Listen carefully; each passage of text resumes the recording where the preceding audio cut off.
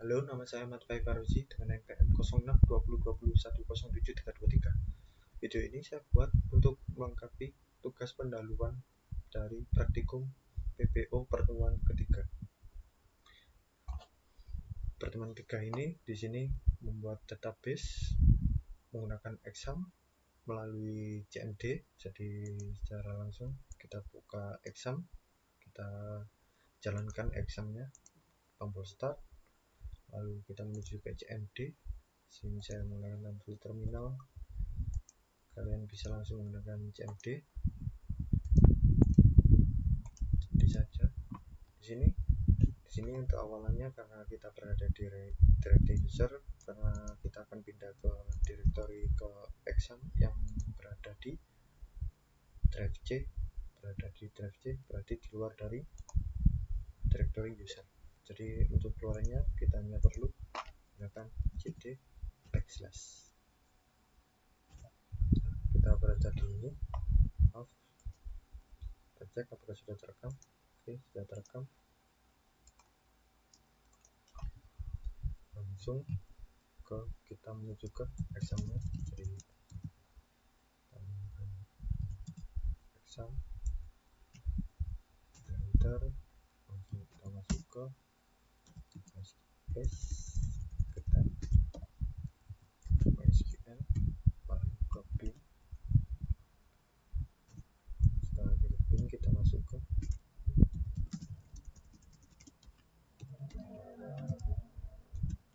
MySQL. Karena kita di sini masuk ke programnya sebagai admin, jadi kita masukkan user dengan nama root. Karena defaultnya password dari MySQL ini dari exam kosong, jadi kita tidak perlu memasukkannya, jadi kita langsung saja enter. Nah, ketika berhasil kita akan lihat ini MariaDB, berarti kita berhasil masuk ke dalam database exam. Untuk melihat database apa saja yang sudah ada, kita juga bisa menggunakan sintak show databases.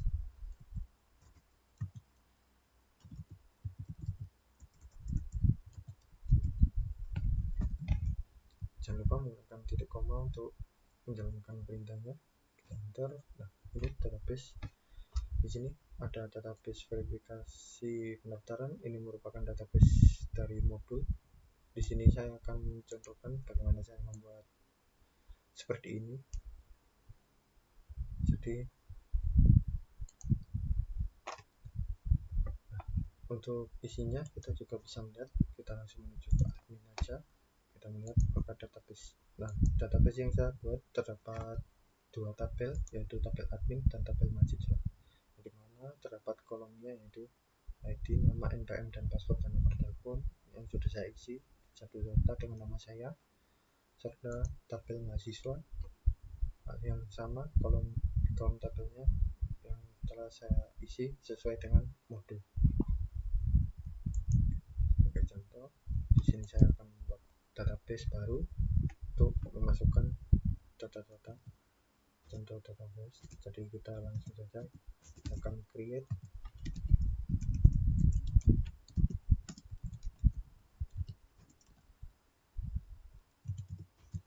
database. Nama database yang kita inginkan misal db try coba, kita gunakan titik toma. Nah, query oke, berarti kita sudah membuat. Berarti di sini akan bertambah. Sebagai contoh kita lihat karena sudah bertambah. Ya, sepertinya database trail sudah ada dari MySQL-nya. Jadi kita langsung aja untuk mengisinya kita perlu menggunakan database yang digunakan, seperti use db try.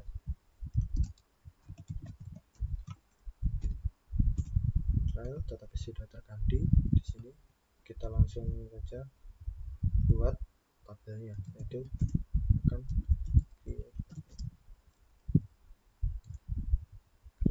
table.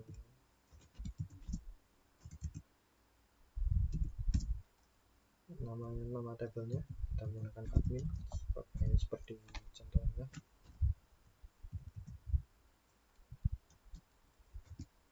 Oops.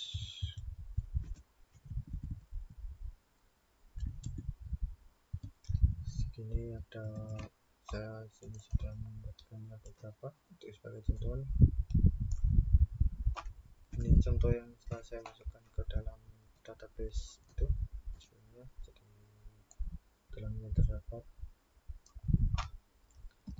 ID, teacher ID, nama kolomnya, lalu tipe data not null yang berarti tidak boleh kosong datanya nanti,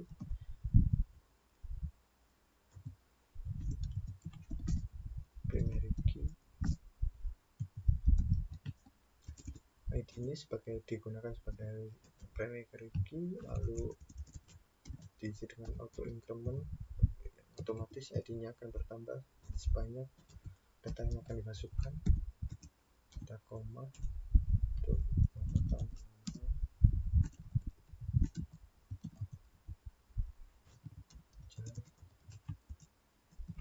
oke.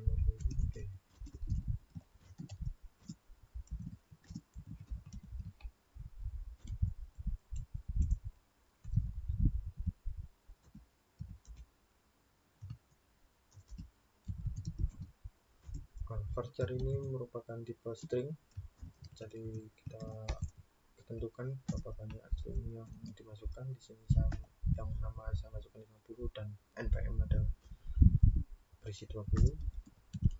Berarti not di sini adalah not null, tidak boleh kosong.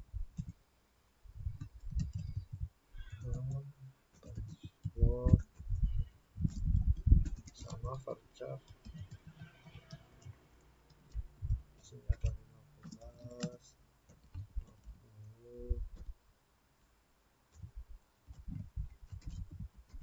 Telepon.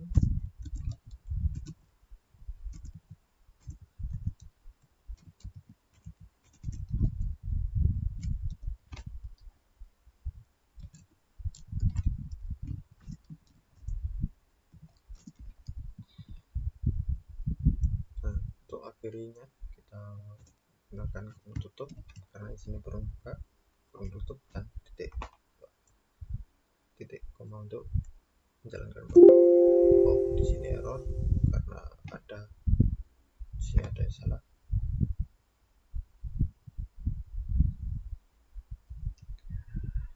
Pada ini mungkin salah karena saya tag tadi. Kita ulangi lagi. Di sini karena tidak enaknya sebuah ini, kita perlu menulis ulang kalau terjadi sebuah kesalahan.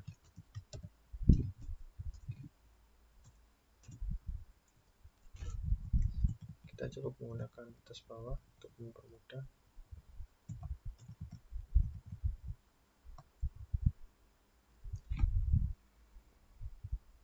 Kita cek apakah ada yang salah dalam penulisan.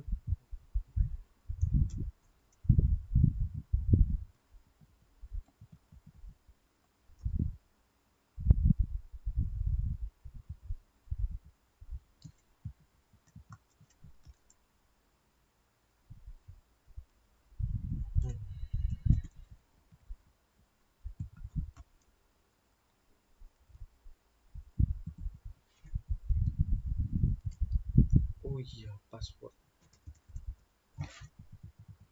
Maaf, di sini karena kebalik. Gak apa-apa, sebagai contoh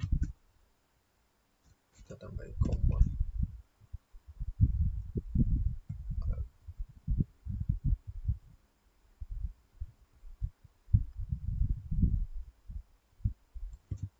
Kita gagalkan saja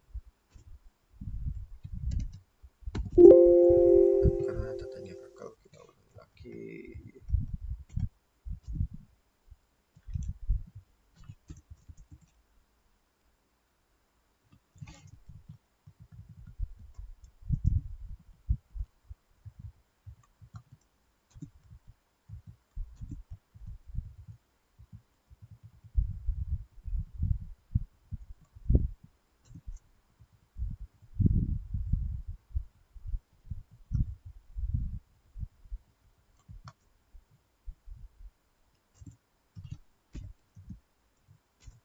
Nah, di sini sudah terbuat ya. Oke, kita juga bisa melihat apakah sudah terbuat strukturnya menggunakan describe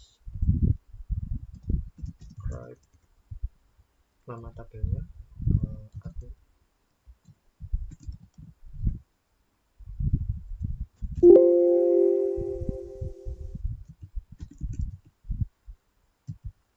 Bersama penulisan.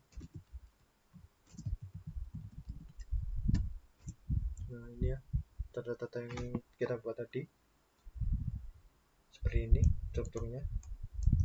Kita masukkan menggunakan insert untuk nama tabelnya, lalu nama tabel yang akan diisi, kolom-kolom yang akan diisi. Di sini misalnya nama npm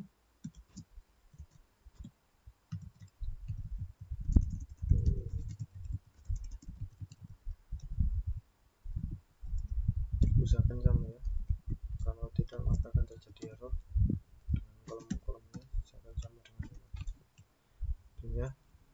Lalu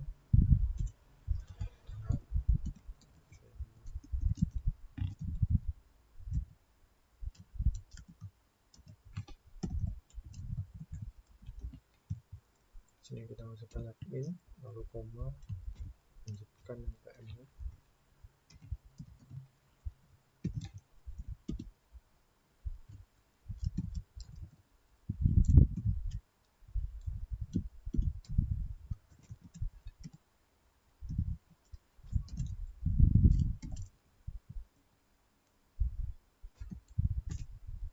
Query oke. Untuk melihatnya kita juga bisa menggunakan select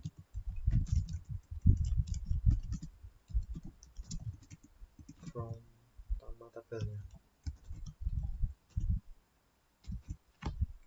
Ini ya data yang sudah kita masukkan, kita buat lagi.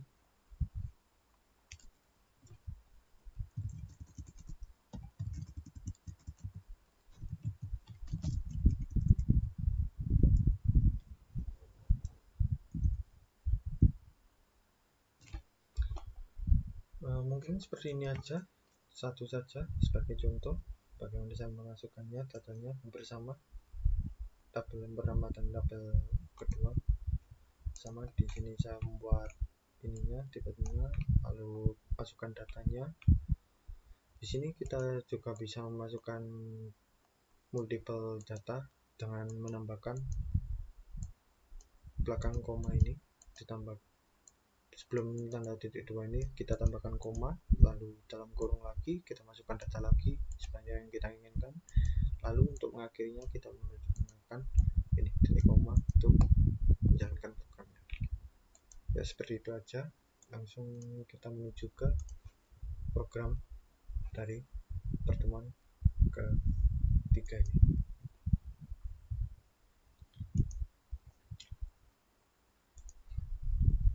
Pada pertemuan ini pertama, di sini ada 3 package, kita tutup, dan pakai 3 package, 5, sebenarnya seharusnya 4. Di sini saya membuat 5 karena saya memasukkan mainnya dalam package. Di sini yang pertama ada helper, entity, controller, model, dan method package main.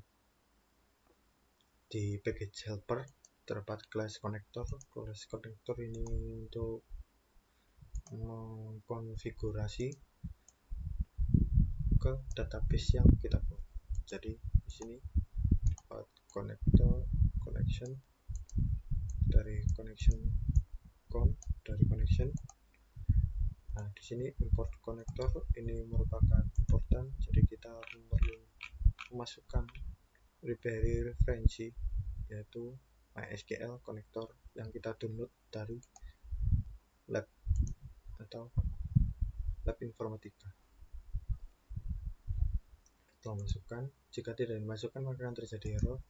Nah, di sini ini dimasukkan, dibuat sebuah atribut yang akan diisi, yang dimana ini drive-nya cp.com MySQL JDBC drive, dan ini adalah nama database-nya, database localhost, sama seperti ini, disamakan. Ini adalah portnya, localhost seperti ini, localhost, lalu ke portnya, port dari SQL-nya, lalu nama dari database yang digunakan, lalu ada root, yaitu usernya dan passwordnya untuk masuk ke dalam database SQL. Di sini dilakukan try untuk pengambilan, di sini lakukan try and catch untuk mencegah terjadinya error apakah database-nya sudah terkoneksi atau belum. Di sini data-data yang telah dimasukkan ke dalam ini, lalu ada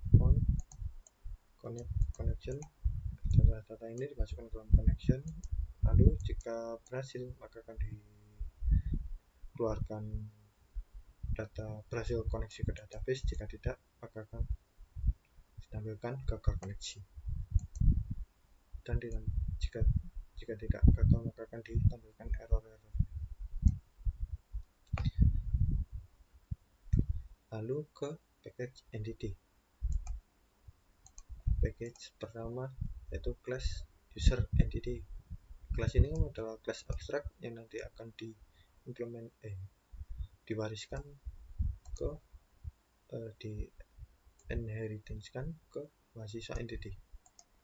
Jadi di sini ada atribut ID bertipe integer, disesuaikan dengan tabel data dari database yang kita gunakan, disesuaikan sama. Jadi di sini ID-nya adalah integer seperti yang kita masukkan tadi, integer. Lalu ada string, nama, password, dan nomor telepon dengan modifier protector. Lalu ada construction, di mana construction ini nanti akan mengisi atribut-atribut ini, dan ini ada calculation dari set dan getter untuk mengisi atau mendapatkan, set atau mendapatkan dari data-data database. Lalu selanjutnya ini mahasiswa entity. Di sini mahasiswa entity mewarisi semua atribut dari ini, user entity dan metodenya. Lalu di sini dibuat atribut npm status dan modifier private. Statusnya private integer seperti yang kita masukkan tadi, tipenya adalah type integer. Nah, di sini ada construction yang dimana di sini kosong karena ini sudah mengambil dari sini, mengambil dari user abstract ini tadi, diambil dari database-nya. Ini adalah setter dan getternya. Lalu ada package controller ini sebagai penghubung antara package model dari ini dengan package mainnya, yaitu kelas mainnya.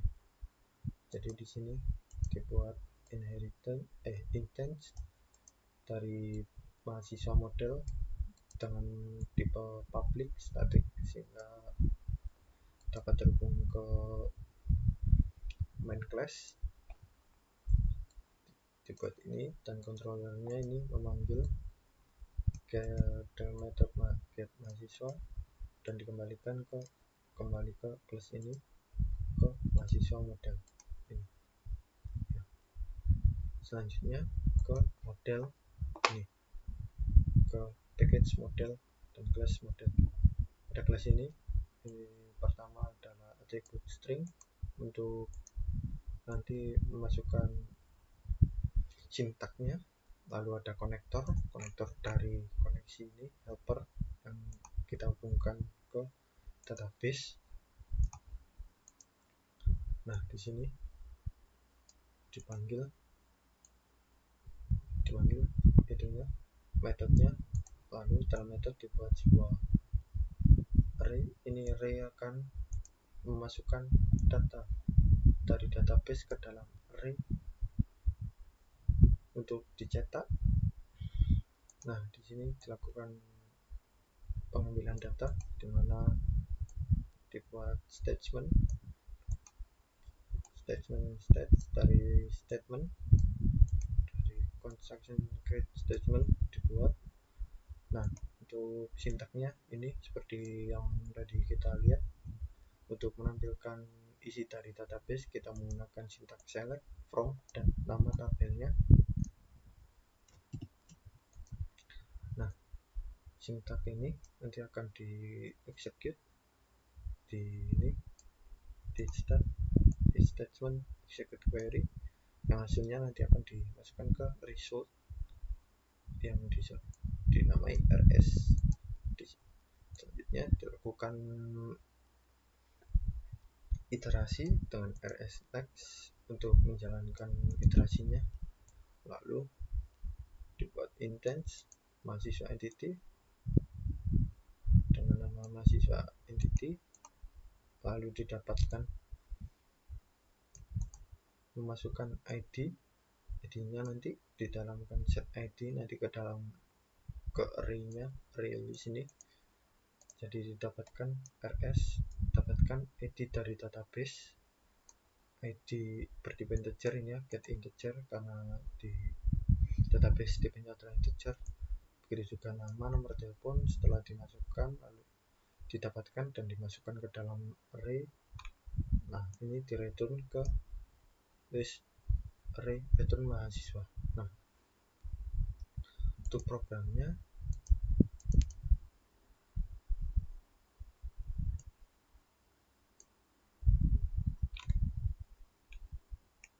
ya di sini ya. Di sini saya sudah memasukkan data. Jadi di sini karena di sini saya tidak memasukkan data itunya, jadi karena tidak baca npm ini dan ini sama dengan yang database yang ditampilkan tadi.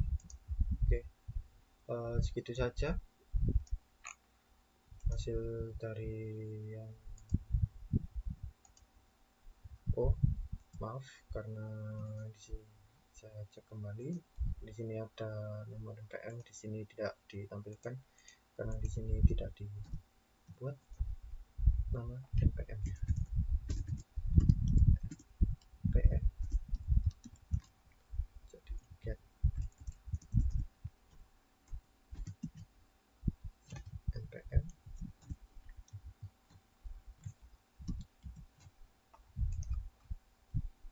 kita close saja, kita run kembali.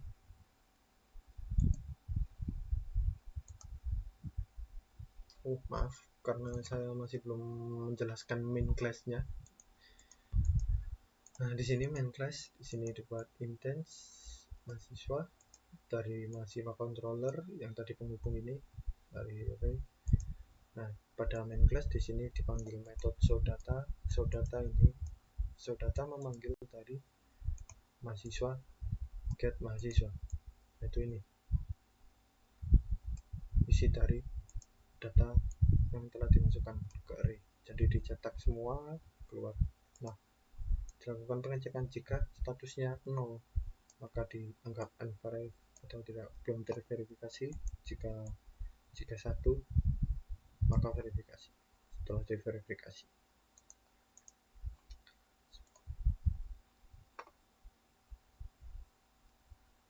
nah ya, seperti ini. Tadi ada tulisan 0 karena mungkin kehapus waktu melakukan pengeditan. Ya, sudah hampir sama. Segitu saja, kurang lebihnya mohon maaf.